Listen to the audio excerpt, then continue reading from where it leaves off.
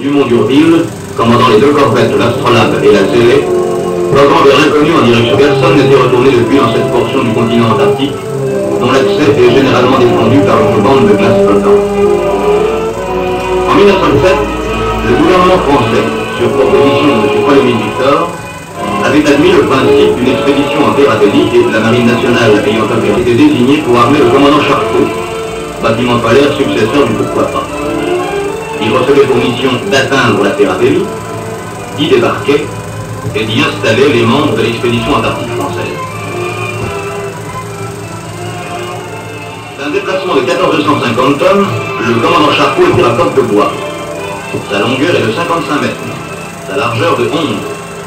Il possède deux moteurs diesel de 9 et marche à la vitesse maximum remarquable de 9 nœuds, 17 km à l'heure.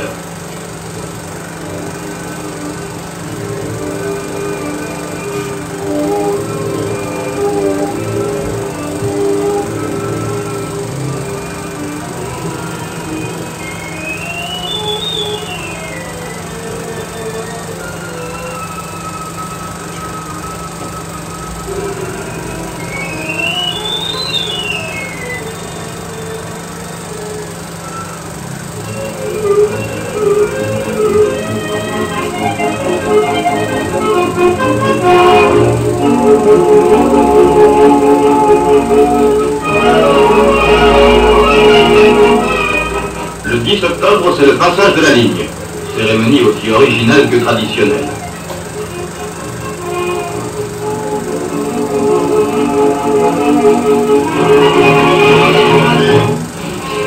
Le 15 octobre, le commandant Charcot est en vue de Sainte-Hélène, où il a espéré un moment pouvoir faire escale, espoir hélas déçu.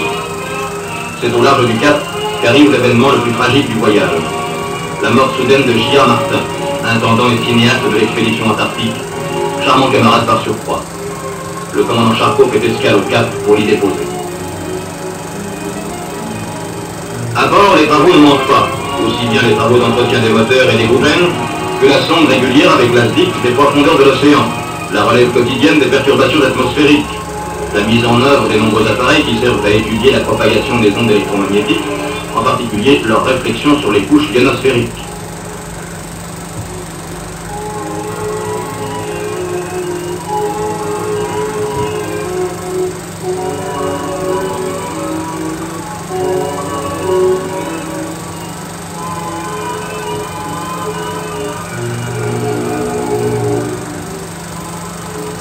Après une escale à Durban, le commandant Charcot est à nouveau en mer, traversant de bout en bout l'océan Indien et faisant, pour rompre la monotonie du voyage, une courte escale à Saint-Paul, minuscule jalon au milieu de cette énorme étendue d'eau.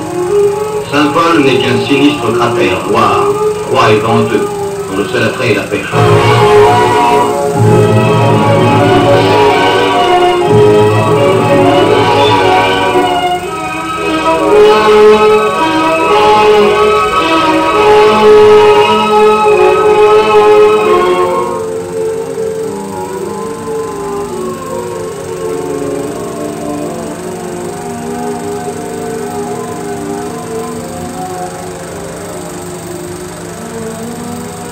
Enfin, après 25 jours de traversée, le commandant Charcot arrive à Melbourne,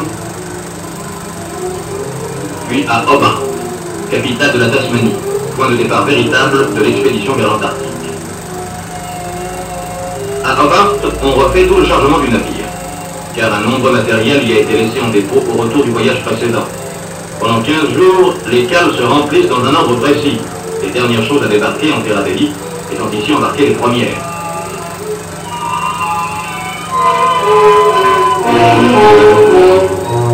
Des vivres pour 2 ans, les traîneaux, les équipements, les chalands, les tracteurs à chenilles, les appareils scientifiques, les bois, les panneaux, planchers de la baraque, des caisses et des caisses sans fin.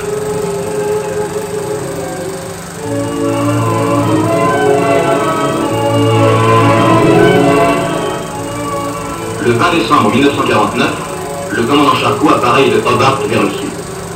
Le bateau est lourd et le mauvais temps, dès la sortie du port, l'oblige à réduire d'allure pour ne pas embarquer trop d'eau. La vraie partie va se jouer maintenant. Le commandant Charcot part cette fois avec 1 mois et demi d'avance sur l'année précédente, et cela doit lui permettre de passer plus de temps, si nécessaire, à la recherche d'un passage à travers les glaces. Les chiens se réhabituent sans enthousiasme à la vie à bord, au roulis et au tangage. Des petits sont nés à bord. D'autres, âgés d'1 mois à peine, ont été embarqués quand même, rien que sur leur bonne mine. Chaque fois que le temps le permet, les chiens sont sortis sur le pont et un repas des fougues est organisé.